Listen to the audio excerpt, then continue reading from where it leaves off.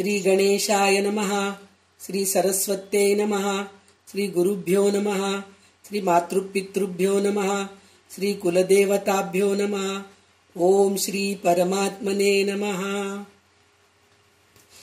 तर आता आपलं दासबोधातील 4था दशक चालू आहे. तर 4थ्या दशकामध्ये नवविधा भक्ती आणि शेवटचा समास 4 मुक्ती, समीपता, स्वरूपता, सलोकता आणि सायुज्यता असे 4 मुक्तीचे वर्णन आपल्याला पाहायला मिळणार आहेत.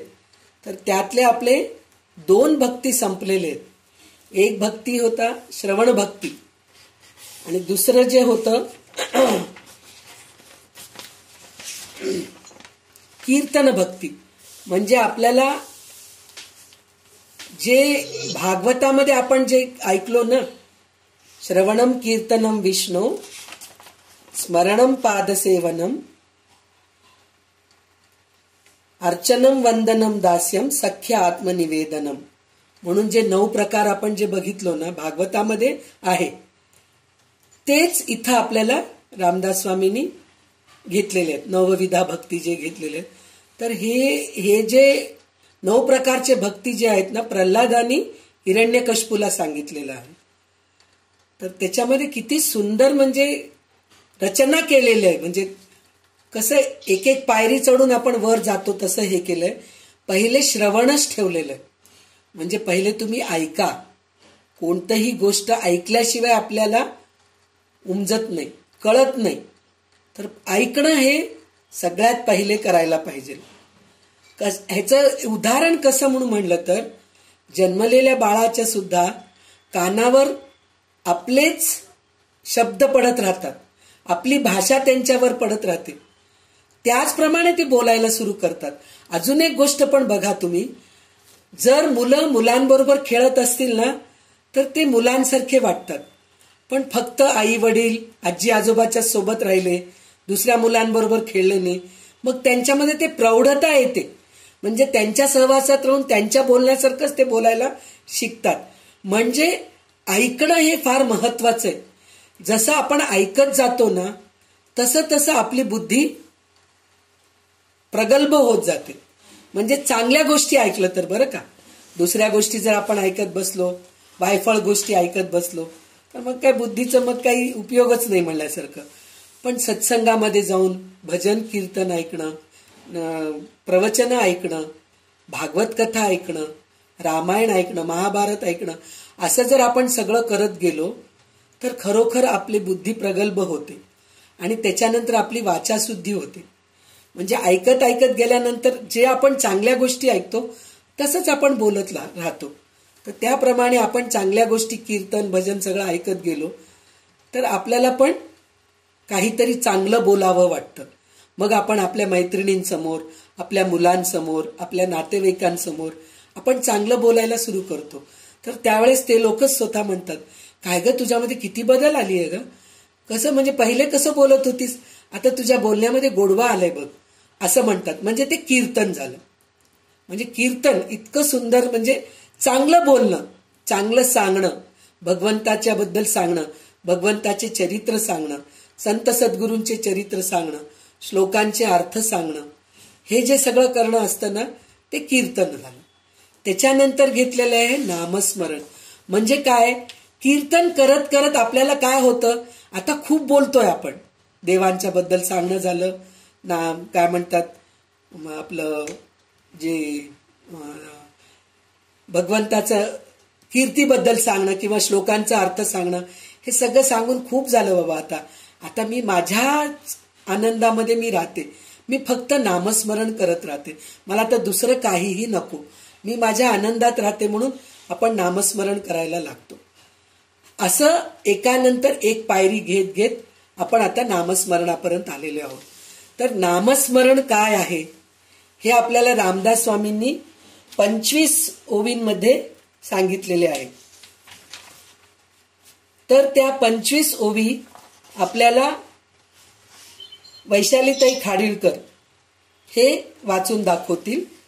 तर सुरुवातीला मंगलाचरण वाचतील, पठण करतील.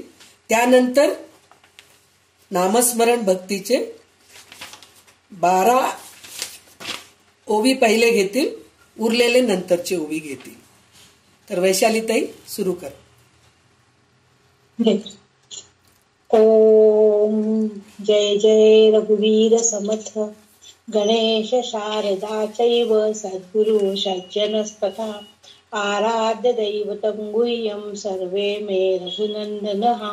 गणेश शारदा सद्गुरु संत सज्जन कुळेश्वरू सर्व ही माझा रघुवीरू सद्गुरु रूपे.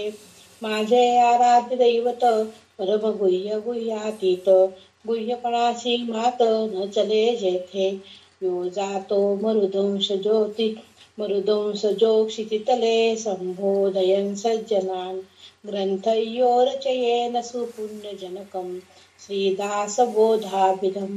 यक्कीर्त्या पठनेन सर्वविदुषां स्वान्तापहारी सदा.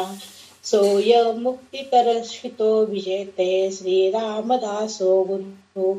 मला वाटते अंतरी त्वा वसावे तुझ्या दासबोधासी त्वा बोध व्हावे. अपत्या परी पाववी प्रेमग्रासा महाराज या सद्गुरु रामदासा. ब्रह्मानंदं ब्रह्मसुखदं केवलं ज्ञानमूर्तिं गन्वातीतं गगनसदृशं तत्त्वमस्यादिलक्ष्यम्. एकं नित्यं विमलमचलं सर्वदी साक्षिभूतं भावातीतं त्रिगुणरहितं सद्गुरुतं नमामि. गुरुब्रह्मा गुरुर्विष्णू गुरुर्देवो महेश्वरः गुरु साक्षात् परब्रह्म तस्मै श्री गुरुवे नमः. अनेन प्रियता देवो भगवान् जानकी पति श्रीरामचंद्र पूर्वेशामस्माकं कुलदैवतं. श्रोता वक्ता श्रीराम समर्थ. जय जय रघुवीर समर्थ.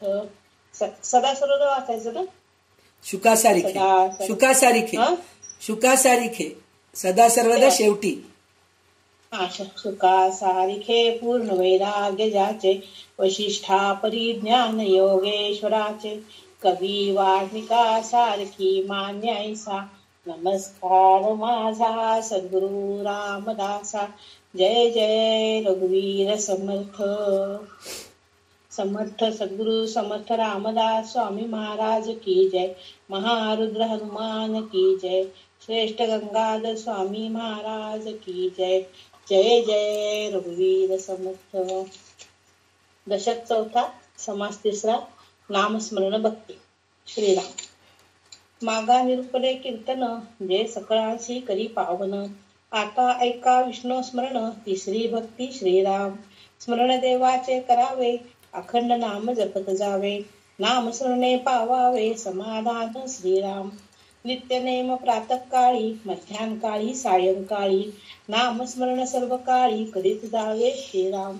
सुख दुःख उद्वेग चिंता अथवा आनंद रूप असता नामस्मरणे विन सर्वथा राहोच नये श्रीराम.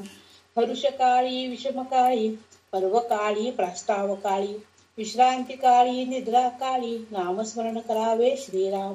कोडे साकडे संकट नाना संसार खटपट आवरता लागता चटपट नामस्मरण करावे श्रीराम. चालता बोलता धंदा करिता खाता सेविता सुखी होता नाना उपभोग भोगिता नाम विसरू नये श्रीराम. संपत्ती अथवा विपत्ती जैसी पडेल काळगती नामस्मरणाची स्थिती सांडूच नये श्रीराम. वैभव सामर्थ्य आणि सत्ता नाना पदार्थ चालता उत्कट भाग्यश्री भोगिता नामस्मरण सांडू नये श्रीराम. आधी अवदसा मगदसा अथवा जसे उपरी अवदसा प्रसंगा सो भलतेसा परंतु नाम सोडू नये श्रीराम. नामे संकटे नासिती नामे विघ्ने निवारती नामस्मरणे पाविजेती उत्तम पदे श्रीराम. भूत पिशाच नाना छंद ब्रह्मगिरो ब्राह्मण संबंध मंत्रचळ नाना खेद नाम निष्ठे नासती श्रीराम. 12 ना. हो. तर आता इथं आपल्याला नामस्मरणाची फलश्रुती काय आहे हे रामदास स्वामींनी 12 ओव्यांमध्ये सांगितलेलं आहे.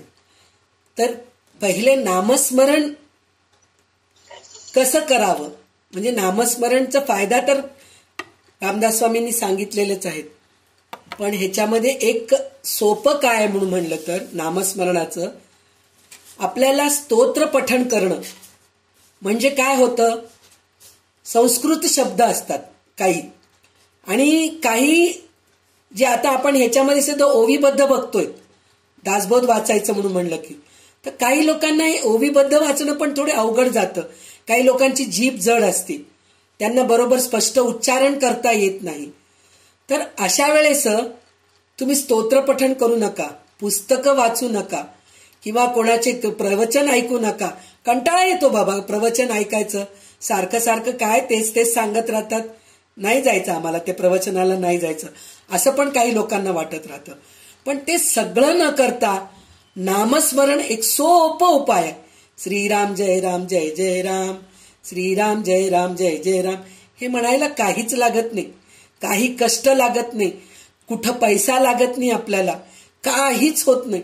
एक ठिकाणी बसून आपण नामस्मरण करू शकतो.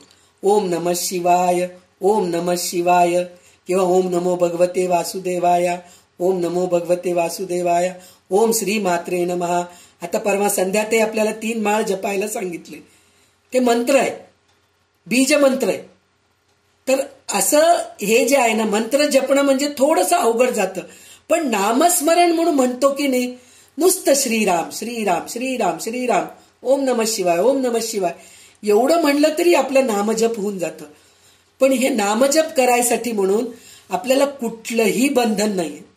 तुम्ही स्नान करायच्या अगोदर म्हणू शकता, स्नान झाल्यावर म्हणू शकता, जेवण झाल्यावर म्हणू शकता, झोपताना अंथरुणावर बसून म्हणू शकता, बसमध्ये बसून करू शकता, तुम्ही गाडीत बसून करू शकता, फ्लाईटमध्ये बसून करू शकता. काही लोक तर टीव्ही बघता बघता पण करतात बरं का, तेवढी माळ आमची झाली म्हणून. त्याला अर्थ नाहीये, कारण टीव्ही बघताना आपलं लक्ष सगळं टीव्हीमध्ये असतो, तर त्याला अर्थ नाहीये. पण मी असं म्हणत नाही बरं का, त्यावेळेस सुद्धा तुमचं नाम जप होत असेल तर उत्तमच आहे, चुकीचं नाहीये. पण तिकडं लक्ष न देता तुमच्या नामाकडे जर लक्ष असेल तर त्याचा फायदा होतो. नाहीतर नुसतं नंबर वाढत जातं, माझे 4 माळ झाले, माझे 5 माळ झाले, माझे 10 माळ झाले, असं टीव्ही बघता बघता केलं तर होतं. कारण त्याच्यातून आपल्याला काहीही मिळत नाही, कारण आपलं लक्ष सगळं टीव्हीमध्ये असतो, तर नामाकडे आपलं लक्ष नसतो. बसमध्ये बसल्या त्यावेळेस सुद्धा आपण जर नामजप करत असलो तर दुसरीकडे कुठंही लक्ष न देता फक्त आपल्या नामाच्या ठिकाणी लक्ष दिलो तर खरोखर खूप फायदा होतो. तर ह्याच्यासाठी म्हणून सगळ्यात सोपा, नवविधा भक्तीमध्ये सगळ्यात सोपं म्हणून म्हणलं तर नामस्मरण हे आहे. तर ह्या सोप्या भक्तीनी आपल्याला काय काय होतं, म्हणजे काय म्हणलं त्याच्यामध्ये, पण हे कशाने होतं, म्हणजे फायदा होतं म्हणजे काय, नुसतं नामस्मरण करत जाऊ लागलोत म्हणजे नाही, मुखानी नाही, मनानी करायला पाहिजे, आणि देवांचा आठवण करत करायला पाहिजे, चांगल्या गोष्टीचा विचार करत करायला पाहिजे. ती अशीच आहे, ती तशीच आहे म्हणून मनामध्ये विचार करत करत आपण नामजप करू लागलो, त्याचा काहीही फायदा होत नाही. तर ह्याच्यामध्ये रामदास स्वामी काय म्हणतात की, स्मरण देवाचे करावे, अखंड नाम जपत जावे, नामस्मरण पावावे समाधान. म्हणजे स्मरण देवाचे करावे म्हणजे मनातून देवाचंच स्मरण करत राहावं आणि मुखाने नाम घ्यावं. नामस्मरण म्हणजे काय, ज्या देवाचं आपण नाव घेतोय त्याचं स्मरण आपल्याला राहायला पाहिजे. नुसतं नामस्मरण म्हणजे नाव घेतलोत असं नाही. आपण रामाचं नाव घेतलोय तर रामाची कथा आपल्या डोळ्यासमोर यायला पाहिजे, रामाची मूर्ती आपल्या डोळ्यासमोर यायला पाहिजे, किंवा राम कसे होते, मर्यादा पुरुषोत्तम आहेत, त्यांचा विचार करायला पाहिजे. असं जर आपण करत गेलो तर खरोखरच ते नामस्मरण होतं. तर त्यांनी काय सांगितले, स्मरण देवाचे करावे, अखंड नाम जपत जावे. म्हणजे आपण शंकराचं नाव घेऊ लागलो तर शंकर डोळ्यासमोर यायला पाहिजे, देवीचं नामस्मरण करू लागलो तर देवी समोर यायला पाहिजे, कृष्णाचं करत आहोत तर कृष्ण देवासमोर डोळ्यासमोर यायला पाहिजे. आणि ते तसं करत असताना अखंड नाम जपत जावे, तर तेव्हा काय होतं, नामस्मरण पावावे समाधान. म्हणजे असं जर केलो तर आपल्याला समाधान मिळते. आणि नित्यनेम प्रातःकाळी म्हणजे सकाळी संध्याकाळी मध्यान्ह काळी नामस्मरण सर्व काळी करावे. म्हणजे सकाळ दुपार संध्याकाळ केव्हाही करू शकतो. दुःख असू दे या चिंता असू दे, आज मी दुःखात आहे बाबा, आज मी नामस्मरण करत नाही, राहू दे आजचा एक दिवस, असं नाही. चिंता आहे, चिंताच्या वेळेस उलट त्यावेळेस करत गेलात तर तुमचे दुःख दूर होतील आणि चिंता पण कमी होईल. अथवा आनंद रूप असो, आणि आनंद रूपामध्ये असताना सुद्धा आज मला सिनेमाला जायचंय, आज मला लग्नाला जायचंय, मी आज नामस्मरण करत नाही, असं नाही. तुम्ही दिवसभर जरी नामस्मरण नाही केलात तर दिवसातून एक माळ तरी 108 वेळा तरी नामस्मरण करायला पाहिजे. म्हणून सांगताय नामस्मरणे विना सर्वथा राहोची नाही. म्हणजे तुम्ही नामस्मरणाच्या शिवाय राहू नका म्हणून सांगितलेलं आहे. अजून नंतर काय सांगितलंय? हरुषकाळी, विषमकाळी, पर्वकाळी, प्रस्तावकाळी, विश्रांतिकाळी, निद्राकाळी. म्हणजे हरुषकाळी म्हणजे आनंदामध्ये असताना, विषम म्हणजे दुःखात असताना, पर्वकाळी म्हणून म्हणत तर आता आपण हे ग्रहणाचं पर्वकाळ वगैरे असं म्हणतो की नाही, तर तेव्हा सुद्धा नामस्मरण करायला पाहिजे. प्रस्तावकाळी म्हणजे केव्हाही तुम्ही विश्रांतिकाळी, निद्राकाळी नामस्मरण करावे. कोंडे साकडे संकट, नाना संकट खटपट, अवर्ता लागता चटपट नामस्मरण करावे. म्हणजे कुठेही कोडे असू दे, संकट असू दे, संसाराचं खटपट असू दे, प्रत्येक वेळेस आपण नामस्मरण करायला पाहिजे. आपल्याला गुरूंनी जे दिलेले मंत्र असतं की नाही, ते मात्र काही नित्य नियमाने करावं लागतं. गुरुमंत्र जे दिलेले असतात ना, ते कसं करायचं असतं? स्नान झाल्यानंतर एके जागी बसून, त्याच जागी बसून, म्हणजे थोडंसं सवळं ओळं पाळत, न बोलता, काही न करता ते नामस्मरण म्हणजे जे गुरुमंत्र दिलेलं आहे त्याचं जे जपमाळ करतो ना आपण, 108 वेळा करतो ना, त्याला मात्र नियम असतात. पण नामस्मरणाला नियम नाही, केव्हाही करू शकतात तुम्ही. म्हणून चालता बोलता धंदा करिता, खाता जेविता सुखी होता. म्हणजे जेवताना पण नामस्मरण करू, म्हणजे जेवता जेवता मनामधून तुम्ही नामस्मरण करत राहा. आणि हे काय होतं माहितीये काय, आपल्याला एकदा नामस्मरणाची सवय लागली ना, तर आपण झोपीत असताना सुद्धा नामस्मरण होत राहतं आणि जेवत असताना सुद्धा नामस्मरण होत असतं. आपण लोकांशी बोलत राहतो पण मनामध्ये नामस्मरण चालतं. ही स्थिती यायला पाहिजे. म्हणजे इतकं नामस्मरणाचं वेड लागायला पाहिजे माणसाला की आपण कोणाशी बोलत असलो तरी आपल्या मनामध्ये नामस्मरण चालू राहायला पाहिजे. असं असतं. संपत्ती अथवा विपत्ती म्हणजे श्रीमंत असू दे या गरीब असू दे, त्यांनी नामस्मरण सोडू नये. वैभव असू दे, सत्ता असू दे, सामर्थ्य असू दे, काही असू दे, करायलाच पाहिजे. आणि नामसंकटे नासती म्हणजे काय सांगितलंय? नाम जर घेतलो तर आता ह्याच्यानंतर आपल्याला फलश्रुती म्हणल्यासारखं आहे. म्हणजे नाम जर घेतलं तर काय होतं? संकट नासतात. नामे विघ्ने निवारती, नामस्मरणे पावती उत्तम पदे. म्हणजे उत्तम गतीला आपण जातो असं म्हणून म्हटलेले आहेत त्यांनी. त्याच्यानंतर भूतपिशाच नाना छंद, ब्रह्मगिरो ब्राह्मण संबंध, मंत्रच नाना खेद, नामे निष्ठे नासती. म्हणजे काही लोक आपल्याला शाप देतात, मंत्र म्हणून शाप देतात, त्याच्यातून पण नामस्मरणातून आपण बाहेर निघतो. काही लोकांना भूतपिशाच मागे लागलेलं असतं तर त्यांनी सुद्धा नामस्मरण करत गेलो. तुम्ही बघा भूतपिशाच ज्यांना झालेलं असतं ना, त्यांना देवाचं नाव घेताच येत नाही. पहा इतकं अवघड असतं. तर देवाचं नाव घ्यायला गेले की ते घेऊ शकत नाहीत असं असतं. तर त्यावेळेस आपल्यासारखे जे जाणीव असतात, म्हणजे ज्यांना देवाचं हे माहीत आहे, महिमा माहीत आहे, अशा लोकांनी त्यांच्यासाठी म्हणून जर आपण नामस्मरण करू लागलो संकल्प करून तर त्यांचं भूतपिशाच पण निघून जातं. इतकं हे असतं. त्याचं उदाहरण म्हणजे आपल्याला एक उदाहरण काय म्हणून म्हणलं तर रामरक्षा. आपण जन्मलेल्या मुलांच्या बरोबर 5वीची पूजा करतो, आपण जिवतीची पूजा करतो की नाही, त्या दिवसापासून बाळाला मांडीवर घेऊन प्रत्यक्ष आईने रामरक्षा म्हणायला पाहिजे. म्हणजे त्या बाळाच्या अवती, आणि ते सुद्धा केव्हा? संध्याकाळी सूर्य अस्त होताना म्हणायला पाहिजे. त्याचं कारण काय? सूर्य अस्त होताना नाना प्रकारचे शक्ती, दुष्ट शक्ती वातावरणामध्ये पसरलेले असतात म्हणे.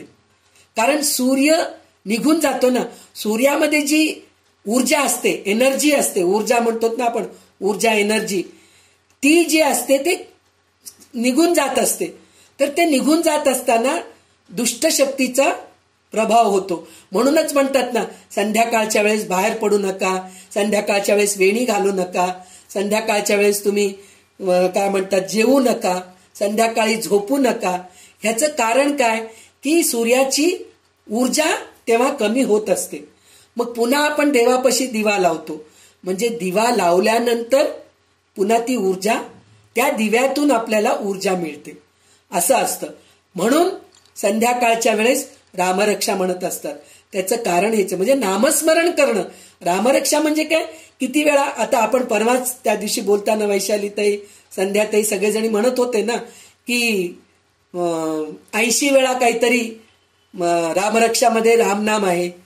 तर त्याप्रमाणे रामरक्षाचं ह्याच्यामध्ये रामनामस्मरण होतंय आणि त्याच्याने आपल्या शरीराचं अवयवांचं पूर्ण रक्षण करण्यासाठी म्हणून शिरोमे राघव पातू बालम दशरथात्मजा कौसल्येयो दृशो पातू विश्वामित्र प्रिय श्रुती, असं जे श्लोक आपण म्हणत जातो, म्हणजे आपल्या अवयवांचं पण रक्षण होतं. त्याच्यासाठी म्हणून लहान बाळाला घेऊन रामरक्षा म्हणत असतात. तर तेच फायदा ज्यांना भूतपिशाच झालेले आहेत ते लोक देवाचं नामस्मरण करू शकत नाहीत. तशा वेळेस आपल्यासारखे लोक, त्यांच्यासाठी जर आपण नामस्मरण केलो तर भूतपिशाच निघून जातात. आणि ब्रह्मगिरी म्हणजे ते हे लागलं म्हणतात ना, ब्रह्मगिरी लागलं म्हणून म्हणतात, ते सुद्धा निघून जातं. मंत्रचळ नाना खेद म्हणलं तर जे म्हणतो ना, मंत्रानी जे मांत्रिक तांत्रिक लोक असतात त्यांच्यानी सुद्धा आपल्याला जे बाधा होतं ते सगळं काही नामस्मरणाने निघून जातंय. असं 12 ओवी पर्यंत रामदास स्वामी आपल्याला सांगितलेले. आता ह्याचे पुढचे ओवी वैशालीताई वाचतील, मग आपण नंतर त्याचं निरूपण करू. श्रीराम.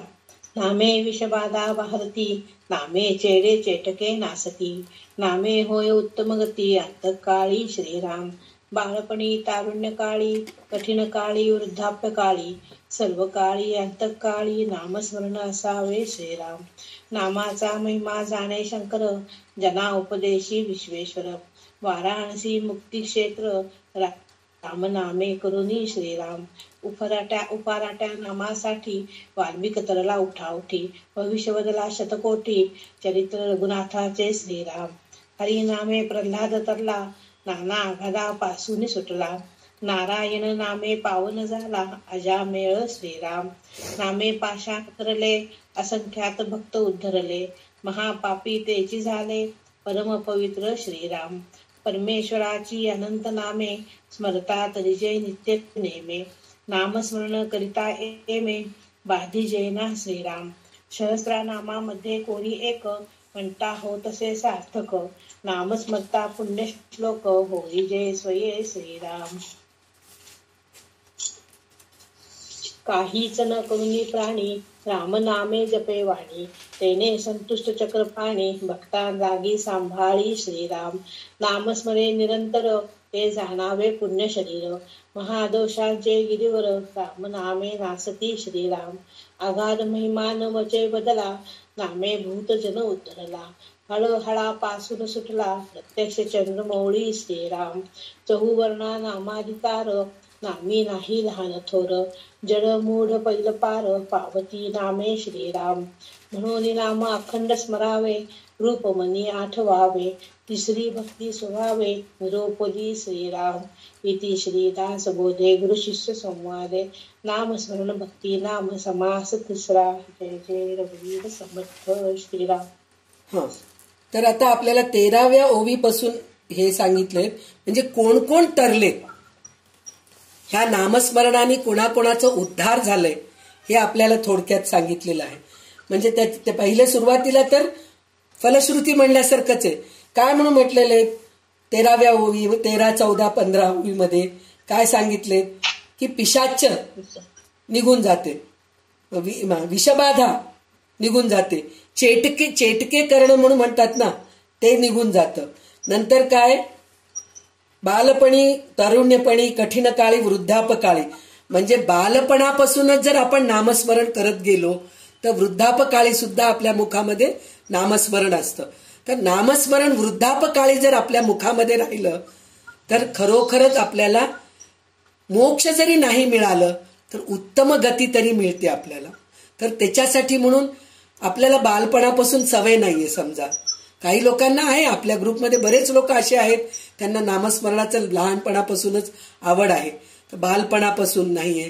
तर कोणाला तारुण्यपणामध्ये आलं, तर कोणाला आता सुरू झालं असेल 1-2-3 वर्षापासून, कोणाला ह्या क्षणापासून सुरू होईल. तर अशा रीतीने जरी सुरू झालं तर वृद्धापकाळी म्हणजे अंतकाळी जे आहे ना, त्यावेळेस मात्र आपल्याला खरोखरच म्हणजे नामस्मरण अंतकाळी आपल्याला येतं. म्हणजे देहांते तव सानिध्यम देही मे परमेश्वर म्हणून जे आपण जे म्हणतो की नाही ते आहे. आणि जे म्हणतात अंतकाळी नामस्मरण जेव्हा ज्याच्या मुखात असतं तो खरोखर मोक्षप्राप्तीचा अधिकारी असतो. तर ते येण्यासाठी म्हणून आपल्याला काय करायला पाहिजे, बालपणापासूनच मुलांना थोडं थोडं शिकवायला पाहिजे. तर मुलं नाही शिकत आहे, आपण आता सुरू करूत ना, कमीत कमी ह्या क्षणापासून आपण सुरू करूयात. म्हणून आपण संकल्प जर करून जर करत गेलो नामस्मरण तर सगळं उत्तम गती म्हणून सांगितलेलं आहे ना, सर्व काळी अंतकाळी नामस्मरण असावे. तर ह्याच्यानंतर नामाचा महिमा जाणे शंकर, जन उपदेशी विश्वेश्वर, वाराणसी मुक्ती क्षेत्र रामनामे करुणी. म्हणजे शंकर जे आहेत ना, रामनामावर ते त्यांना पूर्ण विश्वास आहे. म्हणजे रामनाम जर घेतलो तर त्यांनी जेव्हा विष घेतले होते, विष ग्रहण केले होते समुद्र मंथनाच्या वेळेस, तर कुठल्याही प्रकारे त्यांचं ते दाह कमी झालं नाही. म्हणजे आग होणं, विष पिल्यानंतर जे घशामध्ये आग होत होतं, तर त्यावेळेस त्यांनी रामनामाचा जप केले तर त्यांचं दाह कमी झालं म्हणे. म्हणून रामनाम घेतलेले.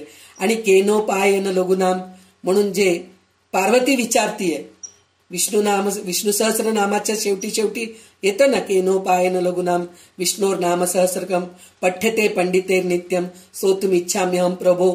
म्हणून पार्वती उवाच, म्हणून पार्वती शंकराला विचारते. तर शंकर त्यावेळेस काय सांगतात, श्रीराम राम रामेती रमे रामे मनोरमे सहस्रनाम तत्तुल्यम रामनाम वरानने. म्हणजे तुम्ही सहस्रनाम जे घेतात, ललिता सहस्रनाम, देवी सहस्रनाम, दुर्गा सहस्रनाम, विष्णू सहस्रनाम, तुम्ही कोणतेही सहस्रनाम म्हणायची गरज नाहीये, तेवढं तुम्हाला कष्ट घ्यायची गरजच नाही. फक्त रामाचं एक नाव घेतलात तर सहस्रनाम घेतलेल्याचं पुण्य आहे, असं श्री भगवान शंकरांनी पार्वतीला सांगितलेलं आहे. आणि अजून एक गोष्ट काय आहे, काशीमध्ये जर मृत्यू झालं आणि तिथं आपल्या शरीराचं दहन झालं तर आपल्याला मोक्ष मिळते किंवा मुक्ती मिळते, अशी आपल्याला एक समजूत आहे. समजूत आहे काय, पूर्वकाळापासूनच या गोष्टीचं सगळ्यांनी सांगून ठेवलेलं आहे. तर तिथं जेव्हा हे घेऊन जात राहतात, प्रेतयात्रा होते किंवा आपल्यामध्ये सुद्धा प्रेतयात्रा होत असते, तर त्यावेळेस श्रीराम जय राम जय जय राम म्हणत घेऊन जातात किंवा नारायण नारायण नारायण. म्हणजे हा माणूस जिवंत असताना नाव घेतला की नाही माहित नाही आम्हाला, पण तो गेल्यानंतर तरी आम्ही नाव घेऊन त्याला मुक्ती देतो. अशा रीतीने शंकरांनी वाराणसी क्षेत्रामध्ये मुक्ती देण्याचं स्थान बनवलेलं आहे काशीमध्ये. तर अशा प्रकारे नामे वाराणसी मुक्ती क्षेत्र रामनामे करुणी, म्हणजे रामनाम घेऊन जर तिथं आपलं दहन झालं तर मुक्ती मिळते असं सांगितलेलं आहे. आणि उपरट्या नामासाठी वाल्मिकी तरला उठाउठी, भविष्य तर वदला शतकोटी, चरित्र रघुनाथाचे मारा मारा मारा मारा म्हणून तो वाली होता, जो कोळी होता की नाही, तो आलेल्यांना सगळ्यांना मारत होता, मारून मारून पैसा लुबाडत होता.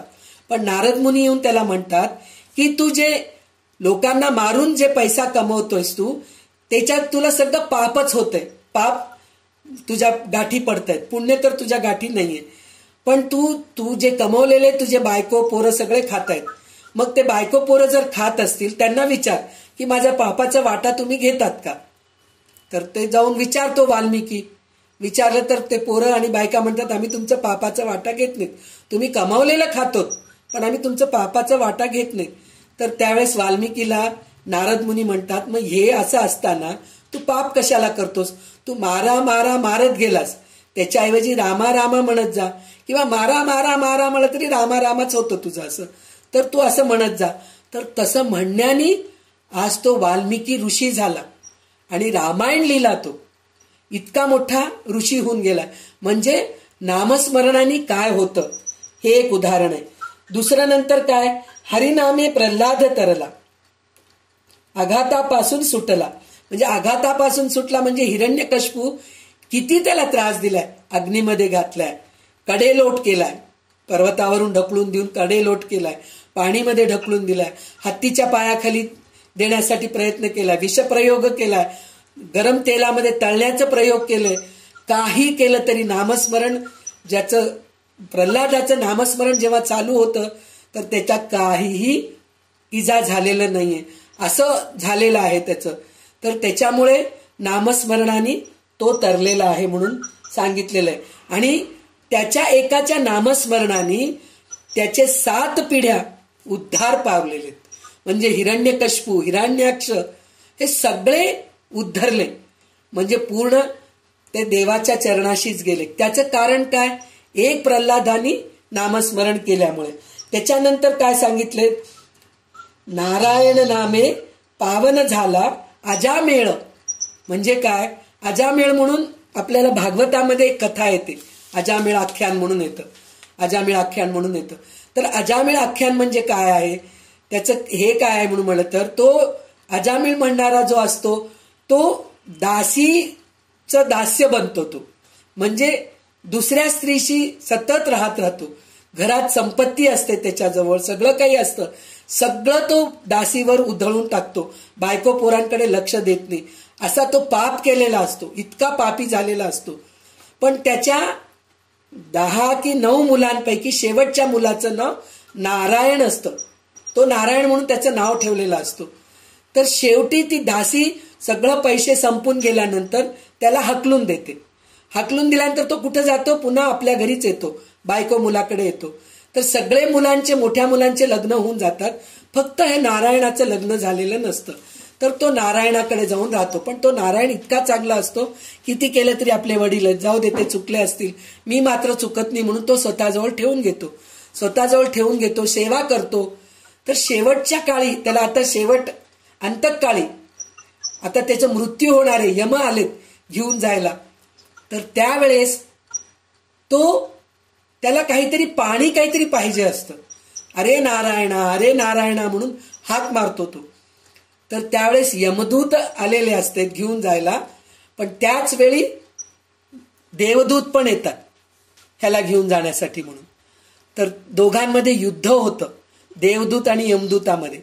तर त्यावेळेस यमदूत हारतात आणि यमदूत म्हणतात की आम्ही घेऊन जायला आलो, तुम्ही कशाला. तर मरते काळी तो नारायण नाव घेतलाय, तर त्याला यमलोकामध्ये प्रवेश नाही, देवाच्याच ठिकाणी त्याला प्रवेश आहे असं म्हणून देवदूत म्हणतात. ते जाऊन यमराजाला जाऊन हे यमदूत सांगतात, तर यमराजा पण तेच सांगतात की बरोबर आहे त्यांनी म्हणलेलं म्हणून म्हणतात. म्हणजे असं असतं की त्याच्यासाठी म्हणूनच आपल्याकडे मुलांचे नाव, मुलींचे नाव, देवाचं नाव ठेवत होते, म्हणजे त्यांचं त्या निमित्ताने तरी आपल्या मुखामध्ये देवाचं नाव येईल अशा हेतूने देवाचं नाव ठेवलेले होते. नामे पाषाण तरले असंख्यात भक्त उद्धरले, महापापी तेची झाले परमपवित्र. म्हणजे जे जे नामस्मरण केलेत ते पाषाणातून बाहेर आलेत. अहिल्या जी आहे ती बिचारी नवऱ्याच्या शापाने दगड झाली होती, पाषाण झाली होती, पण ती तिथं नामस्मरण करत करत राम जेव्हा आले, त्यांचं जे स्पर्श झालं त्या पाषाणाला, ती उद्धरली. म्हणून नामे पाषाणे तरली म्हणून म्हणतायत. नंतर काय, परमेश्वराची अनंत नामे स्मरता तरी जे नित्य नेमे, नामस्मरण करिता येमे बाधिजेना, म्हणजे परमेश्वराची अनंत नामे आहेत, एकच नाव नाहीये. तुम्ही कोणत्याही एका नावाने नामजप करू शकता म्हणून म्हणतायत ते. आणि त्याच्यानंतर सहस्रा नामामध्ये कोणी एक म्हणता होत असे सार्थक, नामस्मरता पुण्यश्लोक होई जे स्वय. म्हणजे सहस्र नाम, जे हजारो नामामध्ये एक नाव पसंत करावे आपण आणि त्याचंच नामस्मरण करावं तर आपण उद्धारतो. तर सहस्रनाम म्हणलं तर चूक नाहीये. सहस्रनाम म्हणल्याने खूप चांगलं होतं, पण त्यातलं त्यात सहस्रनामापैकी एखादं नाम घेऊन आपण त्याचं नामस्मरण करत बसलो तर त्याच्यानी खूप फायदा होतो. म्हणजे काय, हे जे लोकांना जे विष्णू सहस्रनाम, ललिता सहस्रनाम, दुर्गा सहस्रनाम, लक्ष्मी सहस्रनाम, हे सगळं म्हणायला शिकायला खूप अवघड जातं, म्हणायला अवघड जातं, कंटाळा येतो. तर ह्या सगळ्यात सोपं उपाय काय, एक नाम घ्या आणि त्याला धरून तुम्ही याला जा, देवाच्या पायाशी जा, असं म्हणून सांगतायत. काहीच न करुनी प्राणी, रामनामे जपे वाणी, तेने संतुष्ट चक्रपाणी, भक्ता लागी सांभाळी. म्हणजे काही करू नका तुम्ही, पूजा अर्चा करू नका, दान धर्म करू नका, काही करू नका, फक्त नामस्मरण. ते सुद्धा मनाने बरं का. नामस्मरण का आता मी म्हणल्याप्रमाणे टीव्ही बघता बघता मी नामस्मरण करते, त्याचा काही उपयोग नाहीये. खरोखर भगवंत नामस्मरण हे सांगितलेच कशाला, मुखाने नाम घ्यायचं, मनात देवाचं स्मरण करायचं. ज्या देवाचं आपण नाम घेतोय त्याचं आपण स्मरण करत जावं. म्हणजे संतुष्ट चक्रपाणी, चक्रपाणी म्हणजे कोण, विष्णू. चक्र आहे ना त्याच्या हातामध्ये, तर म्हणून पाणी म्हणजे हात, ज्याच्या हातात चक्र आहे तो चक्रपाणी. तर अशा प्रकारे तो भक्ताला सांभाळतो म्हणून म्हणतात. नामस्मरे निरंतर, जे जाणावे पुण्य शरीर, महादोषाचे गिरीवर, रामनामे नासती. म्हणजे रामनामाने आपलं सगळं महादोष, म्हणजे कितीतरी जन्माचे दोष नष्ट होतात. किती आपण संचित कर्म जे करून आणलेलं आहोत, पाप पुण्याचे संचित कर्म करून आणलोत, तर ते पापाचे जे संचित कर्माचे महादोष जे आहेत ना, ते सगळं नामस्मरणाने निघून जात आहे असं म्हणून सांगतायत. त्याच्यानंतर म्हणतायत की लहान थोर मोठे, म्हणजे मोठे लहान कोणी असू दे, तुम्ही घ्या म्हणून नाम घ्या म्हणून सांगतायत. आणि अजून एक गोष्ट काय सांगितले, चारी वर्णातील माणसांना भगवंताचे नाव घेण्याचा अधिकार आहे. नामस्मरणाच्या बाबतीत लहान थोर हा भेद नाही असं म्हणून सांगितलेलं आहे. आणि त्याच्यानंतर प्रत्यक्ष चंद्रमौळी शंकर देखील नामस्मरणाने हलाहलाच्या तापापासून बचावले. मी आता सांगितले होते ना, शंकर जे आहेत विष पिले होते तेव्हा इथं घशामध्ये गळ्यामध्ये खूप आग होत होती. तर नामस्मरण, रामाचं नामस्मरण केल्याने त्यांचं ते जे त्रास आहे ते सगळं संपून गेलं. म्हणून नामस्मरण हे सगळ्यात सोपी भक्ती आहे. तर ते मात्र आपण सगळेजणी करायला पाहिजे. तर आता आपण तिसऱ्या समासामध्ये नामस्मरण भक्ती हे बघितलो. आता चौथा समास जो आहे पादसेवन भक्ती आहे. पादसेवन भक्ती म्हणजे काय, काही करू नका तुम्ही, सरळ गुरुचरणी जा, भगवंताच्या चरणी जा, त्यांच्या शरणात निघून जा, त्यांनी जे म्हणलं ते करा, तर त्याच्याने सुद्धा तुम्हाला मुक्ती मिळते. नामस्मरण करायची गरज नाही. काही लोकांना नामस्मरण सुद्धा करता येत नाही, त्यांची जीभ जड असते. मुके लोक असतात, मुके लोकांना नामस्मरण करता येत नाही, मनातून करत असतील. पण काही लोकांना मनातून करणं सुद्धा जमत नाही. नाही हो, आमचं लक्षच लागत नाही. नामस्मरण करावं म्हणून म्हणलं तर लक्षच लागत नाही हो देवाकडे, काय करावं. तशानी काय करावं, गुरुची सेवा करावं. गुरुची सेवा पादसेवन म्हणजे काय, गुरुच्या चरणी जाणं, गुरुच्या आश्रमामध्ये राहणं. आता आपल्याला त्याचं सगळ्यात मोठं उदाहरण कल्याण स्वामी आहेत. रामदास स्वामींचे जे शिष्य आहेत ते कल्याण स्वामी आहेत.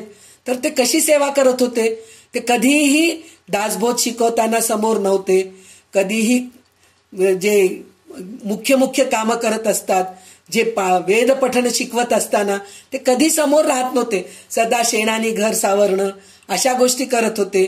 पुन्हा काय शेणाचे गवऱ्या थापणं किंवा गाईला चारा घालणं किंवा रामदास स्वामींचं कपडे धुणं, रामदास स्वामींसाठी म्हणून मोठ्या मोठ्या हांड्यातून आपण सज्जनगडला गेलो तर बघितलोत ना, मोठे मोठे हांडे आहेत, तर त्याच्यातून आपण कल्याण स्वामी पाणी भरून आणत होते. तर हे जे सगळं करणं आहे तर त्याच्यानी आपल्याला मुक्ती मिळते. तर त्याच्यामध्ये आपल्याला आता हे पादसेवन वाचूया आपण. तर त्याच्यामध्ये कशी मुक्ती मिळते हे सुद्धा आपल्याला ऐकायला मिळेल. तर वैशालीताई पादसेवनचं ह्याच्यामध्ये सुद्धा 12 ओवी पहिले वाचा, नंतर 12 ओवी वाचा.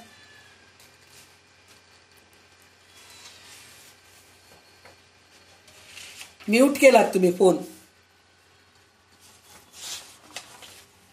समास चौथा पादसेवन भक्ती. श्रीराम. मागा झाले निरूपण नामस्मरणाचे लक्षण, आता ऐका पादसेवन चौथी भक्ती. श्रीराम. पादसेवन त्याची जाणावे, काया वाचा मनोभावे, सद्गुरूचे पाय सेवावे, सद्गती कारणे. श्रीराम. या नाव पादसेवन सद्गुरुपदी आनंदपण, निरसावया जन्ममरण याता याती. श्रीराम. सद्गुरु कृपेविन काही भवतारणो पावतो नाही, या कारणे लवलाही सद्गुरु पाय सेवावे. श्रीराम. सद्वस्तू दाखवी सद्गुरु, सकळ सारासार विचारू, परब्रह्माचा निर्धारू अंतरी बाणे. श्रीराम. जे वस्तू दृष्टीस दिसेना आणि मनास तेही भासेना, संग त्यागे विन येना अनुभवासी. श्रीराम. अनुभव घेता संग त्याग नसे, संग त्यागे अनुभव न दिसे, हे अनुभवी यासीच भासे, एरा गथा गोवी. श्रीराम. संगत त्याग आणि निवेदन, विदेह स्थिती अलिप्तपण, सहज स्थिती उन्मनी विज्ञान, ते सत्य ही एक रूप. श्रीराम. याही वेगळी नामाविधाने, समाधानाची संकेत वचने, सकळ काही पादसेवने उमजो लागे. श्रीराम. वेद गर्भ वेदांत, सिद्ध भाव गर्भ सिद्धांत, अनुभव अनुवाच्य धादांत, सत्य वस्तू. श्रीराम. बहुधा अनुभवाची अंगे, सकळ कळती संत संगे, चौथे भक्तीचे प्रसंगे, गोप्यते प्रकटे. श्रीराम. प्रगटवा सोनी नसे, गोप्या सोनी भासे, भासा अभासाहून अनादिसे, गुरुगम्य मार्ग. श्रीराम. तर इथे पादसेवन म्हणून जे आपल्याला भक्ती सांगितलेलं आहे, तर त्याचं तात्पर्य काय आहे? गुरुच्या चरणी जाणं, देवाच्या चरणी जाणं किंवा आई वडिलांच्या चरणी जाणं, हे पादसेवन आहे. म्हणजे आई वडिलांची सुद्धा मनापासून जर आपण सेवा केलो तर आपल्याला मुक्ती मिळते, चांगली मुक्ती मिळते. आणि गुरुची केले तर मिळणारच आहे, भगवंताचे केलं तर मिळणारच आहे.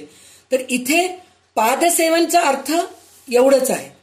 पण खरं पादसेवन कोणाची करावी, कशासाठी करावी, म्हणजे काय, गुरुची करावी म्हणून सांगितलेले. त्याचं कारण काय की गुरु आपल्याला भगवंतापर्यंत घेऊन जाऊन सोडतात.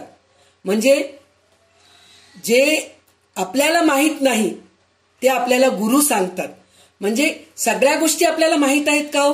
पुस्तक वाचून आपल्याला मिळतं का? काही विद्या मिळते का? नाही मिळत, काहीच मिळत नाही. काही गोष्टी अशा असतात आपल्याला समजत नाही, उमजत नाही. तर त्याच्यासाठी म्हणून आपल्याला गुरुच्या चरणी जावं लागतं. गुरु समजून सांगतात काय आहे ते, म्हणजे सद्वस्तू काय आहे हे गुरुच आपल्याला समजून सांगतात. म्हणून आपल्याला गुरुच्या चरणी जावं म्हणून सांगितलेलं आहे. म्हणजे तिथं काय सांगितलेलं आहे 5व्या ओवीमध्ये, सद्वस्तू काय आहे आणि असद्वस्तू काय आहे. सद्वस्तू म्हणजे काय, भगवंत आहेत, भगवंताच्या चरणी जाणं सद्वस्तू आहे. दृश्य वस्तू, दृश्य जे आपल्याला दिसत असतं, दृश्य वस्तू जे आहेत ते सगळं असत्य आहेत. तर त्याचं काही त्याच्याकडे न जागता तुम्ही सद्वस्तूकडे जा, हे आपल्याला सद्गुरू सांगतात. त्याच्यानंतर जे आपल्याला दृष्टीच दिसत नाही त्या गोष्टीचं पण आपल्याला गुरु उमजून सांगतात. दृष्टीच दिसत नाही म्हणजे काय, आपल्याला साक्षात्कार होतो का? भगवंताचा साक्षात्कार होत नाही. आपण प्रत्यक्ष देवळात गेल्यानंतर सुद्धा भगवंताला बघतो, डोळे मिटल्यानंतर आपल्याला त्याची फक्त काय म्हणतात औरा, म्हणजे त्याचं नुसतं आकारच डोळ्यासमोर येतं, पण प्रत्यक्ष मूर्ती डोळ्यासमोर येत नाही. पण सद्गुरू आपल्याला ते मूर्ती डोळ्यासमोर यायचं उपाय सांगतात. कसं कळलं तर आपल्या डोळ्यासमोर देव आपल्या डोळ्यासमोर येतील, साक्षात्कार कसं होईल हे सगळं आपल्याला सांगतात. त्याच्यानंतर त्यांनी काय सांगितलेलं आहे, संगत त्याग करावे. संगत त्याग करावे म्हणजे संग म्हणजे मिळणे, जे आपल्या बरोबर असतात. संग म्हणतो ना आपण, ह्यांच्या संगतीत राहिलो आम्ही, त्यांच्या संगतीत, संगती दोष हा असं म्हणून म्हणतो की नाही आपण. चांगल्या संगतीत राहिलो तर चांगले विचार आपल्यामध्ये असतात, आणि दुष्ट लोकांच्या संगतीत राहिलो तर आपल्यामध्ये दुष्ट प्रभाव पडत असतात. म्हणून आपण संग त्याग करायला पाहिजे. म्हणजे दुष्ट संग तर त्याग करायलाच पाहिजे, पण संग जे आहे म्हणजे आपलं संसार संग. संसार संगे बहुशीण लोमी आहे ना, कृपा करी रे रघुराज स्वामी. तर संसार संगे, संग जे आहे संसाराचं पण संग आहे आपल्याला, म्हणजे त्याच्यामध्ये आपण अडकून असतो. तर त्याचा आपण त्याग करायला पाहिजे. हे 7 स्थिती आहेत. कोणचे 7 स्थिती आहेत तर संगत त्याग, निवेदन, विदेह स्थिती, अलिप्तपण आणि सहज स्थिती, उन्मनी स्थिती आणि विज्ञान स्थिती, अशी आपल्याला 7 स्थिती आहेत. तर संगत त्याग म्हणून जे कळालंय आपल्याला, तर हे संगत त्याग म्हणून म्हणलं तर हे बाकीचे जे 7 आहेत ना, हे संगत त्यागाला धरूनच आहेत. म्हणजे हे सगळ्या गोष्टी दूर व्हायला पाहिजे आपल्याला. सगळ्या गोष्टीतून आपण दूर होऊन परमेश्वराकडे जायचंय, म्हणून ते 7 स्थिती सांगितलेत. निवेदन म्हणून म्हणलं तर काय, पूर्ण भगवंताच्या चरणी जाणं, त्याला निवेदन म्हणून म्हणतात. अहंकार, मी आहे हे आपल्यामध्ये राहू नये. मी केलो, माझ्यामुळे झालं, मी आहे म्हणूनच होत आहे, हे न होता आपण भगवंताची चरणी जाऊन निवेदन करणं, हे एक संगत त्याग आहे. आणि दुसरं गोष्ट विदेह स्थिती. सदेह स्थिती म्हणजे काय, मी देह आहे, मला हातपाय आहेत, मला कान डोळे आहेत, माझे नाक दुखतं, माझं कान दुखतं, माझे डोळे दुखतात, माझ्या डोळ्याला दिसत नाही, माझ्या तोंडाला चव नाहीये, माझे हातपाय दुखायला लागलेत, माझे गुडघे दुखायला लागलेत. हे सदेह स्थिती आहे. सतत आपण आपल्या देहामध्येच असतो. पण विदेह स्थिती म्हणजे आपलं देह विसरून, आपल्या इंद्रियांना विसरून, इंद्रिय दमन करत आपण जे उपासना करतो, भगवंतापाशी जातो, त्याला विदेह स्थिती म्हणतात. आणि अलिप्तपणा, लिप्त म्हणजे काय, चिकटणं, त्याला लिप्त म्हणतात. लिंपणे, आपण म्हणतो ना लिंपूया, गंध लिंपतोय आम्ही देवाला लिंपणाला, किंवा आपण सारवताना म्हणतो ना शेणाने आम्ही लिंपलो असं म्हणून म्हणतो. रंग लिंपणं, लिंपणं म्हणजे लावणं, चिकटणं. तर त्याप्रमाणे हे लिप्त म्हणजे चिकटणं आहे. तर हे अलिप्त म्हणजे काय, तर ह्या संसारातून आपण अलिप्त व्हायला पाहिजे. संसाराला चिकटून राहायला नकोय, नातेवाईकांना चिकटून राहायला नको. माझं घर, माझं दार, माझा पैसा, माझा अडका, ह्याच्यातून आपण अलिप्तपणाने बाहेर यायला पाहिजे. म्हणजे बिलकुल त्याला एवढं पण चिटकायला नको. तर हे अलिप्तपणा झालं. सहज स्थिती म्हणून म्हणलं तर काय, सहजन्म म्हणलं तर काय, सहज जे आहे ना, जन्म ह्याला हे केलेलं आहे. म्हणजे अक्षर जे आहे ना, याला धरून सांगितलेलं आहे की जन्म.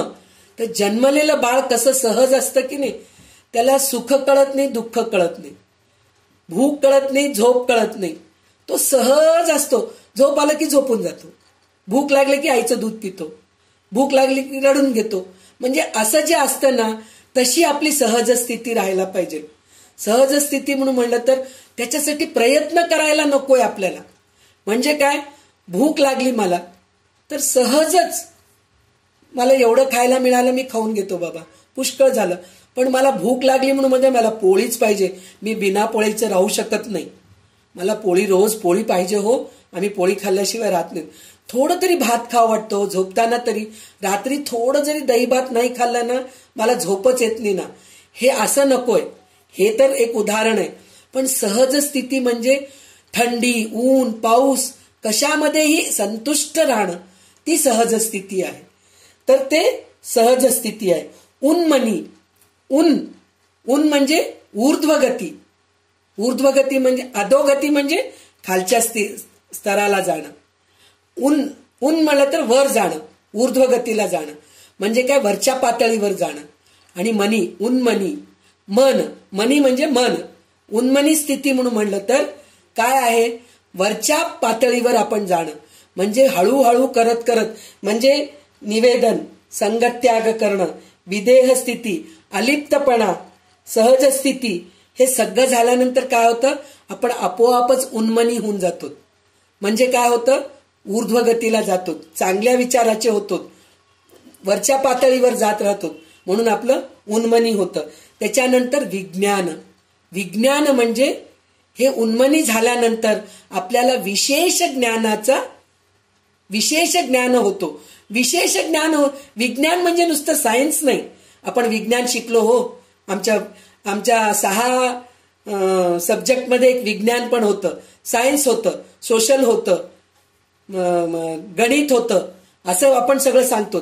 तर हे विज्ञान वेगळं आहे, विशेष ज्ञान आहे. विशेष ज्ञान म्हणजे काय, हे सगळ्या ज्ञान वेगळे, म्हणजे पैसा कमवणं, आर्ट असणं, गाणं म्हणणं, हे सगळं ज्ञान वेगळं आहे. त्याच्यापेक्षा वेगळं ज्ञान म्हणजे काय, विशेष ज्ञान म्हणजे काय, भगवंतापर्यंत आपण पोचणं. तर भगवंतापर्यंत आपण कसं पोचतो ह्याला विशेष ज्ञान म्हणतात. तर ते हे झाले 7 प्रकारचे स्थिती. तर हे सगळं संगत्यागानी हे सगळं आपल्याला ही स्थिती येते. तर ह्या स्थिती सगळं कोण शिकवतं आपल्याला, गुरु शिकवतात. तर हे गुरु शिकवतात म्हणूनच त्यांच्या आपण चरणी जायला पाहिजे असं सांगितलेलं आहे. आणि त्याच्यानंतर जर पादसेवन करत गेलो तर आपल्याला काय होतं, सकळ उमजो लागे. त्याचं कारण काय, आपण सतत जर, त्याचं उदाहरण आत्ताच मी तुम्हाला सांगितले ना, कल्याण स्वामी होते म्हणून. काही मित्र होते, काही शिष्य होते, कल्याण स्वामी रामदास स्वामींचे शिष्य होते. तर त्यांना सारखं रामदास स्वामी कल्याण स्वामींचे खूप लाड करायचे. तर त्यांना ते खूप राग यायचं. तर त्याच्यासाठी म्हणून रामदास स्वामींना ते म्हणाले की आम्हाला कोणताही प्रश्न विचारा तुम्ही, आम्ही उत्तर देतो. ते कल्याण स्वामीला काय येतं, तुम्ही उगीच लाड करून ठेवतात, म्हणून त्याला हे केलेलं. तर त्यावेळेस रामदास स्वामी सगळ्यांना काही दासबोधातले ओबी विचारले तर त्यांना ते सांगता आले नाही. पण कल्याण स्वामींना बोलावून याच्याबद्दल विचारले तर ते घडा बोलून दाखवले. तर त्याचं कारण काय, सतत ते रामदास स्वामींच्या चरणी असायचे. म्हणजे रामदास स्वामी काय जेवतायत, काय बोलतायत, काय विचार करतायत, ह्या गोष्टीकडे त्यांचं सारखं लक्ष राहायचं. म्हणून त्यांना ते सगळ्या गोष्टी कळालेल्या आहेत. म्हणजे सगळे गोष्ट उमजो लागे म्हणून सांगितलेत. वेद, वेदांत, सिद्धांत, हे सगळ्या गोष्टी आपल्याला गुरुच्या चरणी असलो तर आपल्याला सगळ्या गोष्टी कळतात. आणि गोप्य गोष्ट म्हणजे जे गुपित आहे त्या गोष्टी पण, गुपित आहे म्हणून म्हणलं तर सांसारिक गोष्टी, गुपित गोष्टी कळून घ्यायचं. काही लोकांना असतं पहा, काय चाललंय की त्यांच्या घरामध्ये, म्हणून असं लक्ष देत असतात. ते गुपित नकोय आपल्याला. पण भगवंतांचे गुपित गोष्टी म्हणजे काही गोष्टी आपल्याला माहीत नसतात. वेदांमध्ये काय आहे, उपनिषदांमध्ये काय आहे, सगळं गुपितच आहे ना. आपल्याला जे माहीत नाही ते गुपित आहे. तर त्या सगळ्या गोप्य गोष्टी आपल्याला गुरुकडून कळतात. म्हणून आपण गुरुच्या चरणी राहायला पाहिजे. तर आता ह्याच्यानंतरचे जे ओवी आहेत ते पूर्ण वैशालीताई वाचून दाखवतील.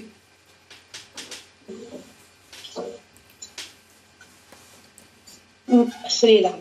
मार्ग होये परी अंतरिक्ष, जेथे सर्व ही पूर्वपक्ष.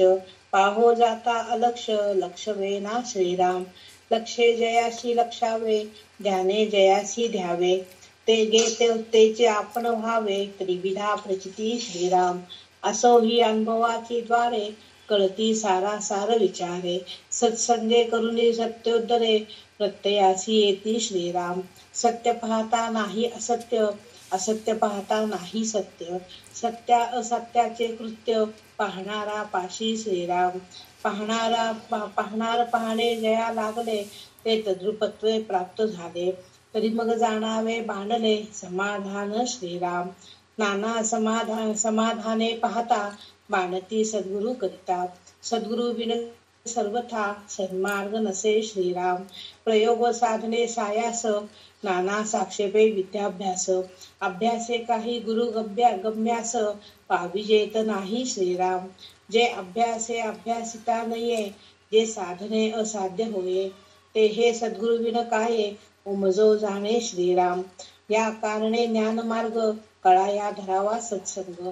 सत्संगे विन प्रसंग, बोधोची नये श्रीराम.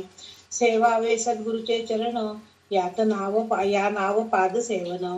चौथे भक्तीचे लक्षण, ते हे निरूपले श्रीराम. देव ब्राह्मण महानुभाव, सत्पात्र भजनाचे ठाव. ऐसिया ठाई सद्भाव, दृढ धरावा श्रीराम. हे प्रवृत्तीचे बोलणे, बोलिले रक्षा या कारणे. परंतु सद्गुरु पाय सेवणे, या नाव पाद सेवन श्रीराम. पाद सेवन चौथी भक्ती, पावन करीतसे त्रिजगती.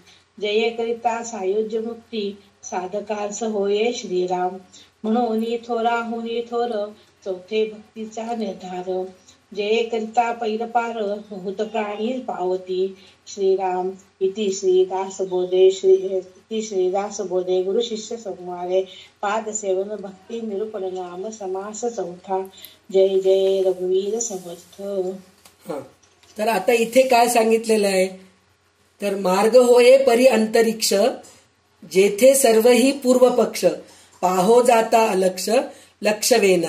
म्हणजे काय, अंतरिक्षामध्ये सुद्धा काय आहे हे आपल्याला गुरुच्या चरणी जाऊन आपल्याला दिसतं. म्हणजे काय, अंतरिक्ष म्हणजे काय, आत्मस्वरूप वाचून काही नाहीये. अंतरिक्षामध्ये सुद्धा तेच आहे. म्हणजे काय, आत्मस्वरूपच सगळं काही आहे. म्हणजे आपल्यामध्येच भगवंत आहे हे बघणं, हे गुरुच आपल्याला शिकवतात. आणि त्याच्यानंतर त्यांनी काय सांगितलेलं आहे, ह्याच्यामध्ये बाकी सगळं गोष्टी काय, सत्संग करा तुम्ही, त्रिविध ताप नाशती, हे सगळं त्यांनी सांगितलेलं आहे. पण सत्य पाहता नाही असत, इथं कन्फ्युजन आहे. कोणचा 16वा श्लोक जो आहे तो कन्फ्युजन मध्ये. सत्य पाहता नाही असत्य, असत्य पाहता नाही सत्य, सत्या असत्याचे कृत्य, पाहणारा पाशी श्रीराम म्हणून आहे. तर ह्या ओवीचा अर्थ असा आहे, हे कन्फ्युजन आहे. इथे रामदास स्वामी सुद्धा लिहिलेलं आहे. मी इतकं सगळं बोललो पण तुम्हाला ते डोक्यावरूनच जाणार आहे, हे तुम्हाला कळणारच नाही असं तिथं लिहिलेलं आहे. बेलसरांच्या अर्थामध्ये जे लिहिलेलं आहे तिथं लिहिलेलं आहे. पण ह्याचा अर्थ असा आहे, सत्य पाहता नाही असत्य. म्हणजे आपल्या डोळ्यासमोर सगळं दिसतंय, झाड दिसते, डोंगर दिसते, घर दिसते, गाडी दिसते, बंगला दिसते, आई वडील दिसतात, मुलं बाळ दिसतात, सगळे दिसतात. पण हे सगळं असत्य आहे की नाही. सत्य पाहता असत्य. त्याच्यानंतर काय म्हणले, असत्य पाहता नाही सत्य. म्हणजे काय, हे सगळं जे दिसतंय असत्य ते सत्य नाहीच आहे. खरं सत्य काय आहे, सत्यासत्याचे कृत्य, पाहणारा पाशी श्रीराम. म्हणजे खरं सत्य जो पाहतो, म्हणजे ब्रह्मा जे परमात्माला जो पाहतो तोच खरं शिष्य आहे आणि तोच खरा हे आहे म्हणल्यासारखं. म्हणजे काय, तो दाखवणारा कोण आहे, तो गुरु आहे. सत्य काय आहे हे दाखवणारा कोण आहे, गुरु आहे. तर सत्याला पाहिल्यानंतर आपण म्हणू शकतो का हे झाड आहे, नाही हो ते झाड नाहीये, खोटं बोलू लागलेत, असत्य आहे असं म्हणू शकतो का आपण, नाही म्हणू शकत. ते खरं तर सत्य दिसतंय आपल्या डोळ्यासमोर, पण ते काय, नाश पावणारं आहे, म्हणून ते असत्य आहे. असं त्याचं हे अर्थ आहे. त्याच्यानंतर गुरु काय काय करतात आपल्याला, की सन्मार्ग दाखवतात, आपल्याला विद्याभ्यास करायला लावतात. आणि त्यांच्या पायाशी गेलो आपण तर सगळं काही आपल्याला, ते उदाहरण तर कल्याण स्वामीच आहे. त्यांच्या पायाशी आपण गेलो की आपल्याला सगळं काही येतं. पूर्ण दासबोध त्यांनी लिहिलेलं आहे, रामदास स्वामींनी सांगितलेलं आहे आणि त्यांनी लिहिलेलं आहे. इतकं त्यांनी, म्हणजे पादसेवन करणं म्हणजे नुसतं पाय दाबत बसणं नाही. पादसेवन करणं म्हणजे गुरुच्या सतत सानिध्यात राहणं, सतत सानिध्यात राहून त्यांच्याकडून सगळं ग्रहण करणं, हे पादसेवन आहे. तर पादसेवन ही चौथी भक्ती आहे. गुरुच्या सेवावे गुरुचरण, या नावे पादसेवन, चौथे भक्तीचे लक्षण हे निरोपिले म्हणून सांगतात. तर हे पादसेवन केलं तरच आपल्याला सगळं काही मिळतं. काय काय मिळतं आपल्याला? त्रिजगती पावन करीत असे त्रिजगती, म्हणजे 3 जगात, म्हणजे सत्यलोक, पाताळलोक आणि भूलोक, हे जे आहेत ना, हे 3 जगामध्ये आपल्याला मिळतं. नंतर सायुज्य मुक्ती, आपल्याला हे 10व्या समासामध्ये कळणार आहे. सायुज्य मुक्ती म्हणजे काय, सलोकता मुक्ती म्हणजे काय, स्वरूपता मुक्ती म्हणजे काय, हे सगळं आपल्याला 10व्या दशकात कळणार आहे. तर त्याच्यासाठी म्हणून जर पादसेवन, गुरुची आपण पादसेवन करू लागलो तर पहिलं पार होतो आपला, म्हणजे सगळ्या दुःखातून आपण पार होतो. तर हे आपल्याला पादसेवनामध्ये, पादसेवन भक्तीमध्ये हे कळालेलं काय आहे म्हणून म्हटलं तर, गुरुकडे गेलो, गुरुच्या चरणाशी गेलो तर आपल्याला सगळं काही अवगत होतं आणि गुरुच आपल्याला भगवंतापर्यंत घेऊन जाऊ शकतात. आपण स्वतःहून जर अभ्यास करायला गेलो तर आपल्याला काही गोष्टी कळत नाहीत. तर आपल्याला गुरुकडे गेल्यानंतरच आपल्याला सगळ्या गोष्टी कळत असतं. तर त्याच्यासाठी गुरुच्या चरणाशी जायला पाहिजे आणि पादसेवन करायला पाहिजे. तर आपल्याला ही चौथी भक्ती आपल्याला प्राप्त होते.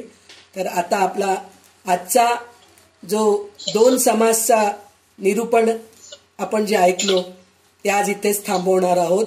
तर मी परत एकदा म्हणते की माझ्याकडून जे काही चांगलं बोलणं झालं असेल किंवा चांगले शब्द माझ्या मुखातून निघाले असतील ते अक्षरशः रामदास स्वामींच्याच कृपेने आहे आणि माझ्या गुरूंच्या कृपेने आहे. आणि जे काही कमी सांगितलं गेलं असेल, आता पादसेवन आहे, पादसेवन बद्दल ह्याच्याहून जास्त निरूपण करायसारखं मला तर वाटत नव्हतं. म्हणून मला जसं जमलं तसं मी सांगायचा प्रयत्न केले. तर काही कमी असेल तर माझा अभ्यास कमी असेल, माझी बुद्धी मती कमी असेल, तर त्याच्यामुळे कमी सांगितलं गेलं असेल. तर आजचे जे शब्द पुष्पांजली आहेत ते सर्व मी माझ्या गुरुच्या चरणी, रामदास स्वामींच्या सद्गुरुचरणी अर्पण करून मी आज इथेच थांबते. आणि वैशालीताई आता कल्याणकरी रामराया म्हणून आपला ह्या आजच्या दिवसाचा सांगता करतील.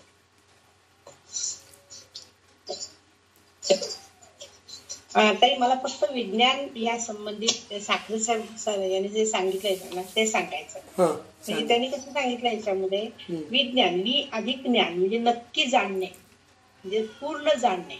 श्री समर्थांनी योजलेला विज्ञान शब्द म्हणजे परमात्म स्वरूपाचे अनुभवजन्य ज्ञान असा त्याचा अर्थ आहे. संगत त्याग आणि विज्ञान एकदमच प्रगट होतात. म्हणजे संतांच्या संगतीत ज्या वेळेला आपण जातो त्यावेळेला त्यांच्याकडनं जे ज्ञान मिळतं ते विज्ञान. म्हणून ते अनुभवजन्य ज्ञानाला त्यांनी इथं विज्ञान हा शब्द वापरलेला आहे. बरोबर. हे साखरेच्या पुस्तकात त्याचा अर्थ असा दिलेला आहे. ते एक मला जरा सांगायचं होतं तुम्हाला. छान छान. तेच म्हणून म्हणतेय ना, काही गोष्टी माझ्याकडून कमी सांगितलं गेले असेल तर माझा अभ्यासच कमी असेल म्हणूनच. अभ्यास असं नाही, काही पुस्तकात वेगळं असतं, काही पुस्तकात वेगळं असतं म्हणून. श्रीराम.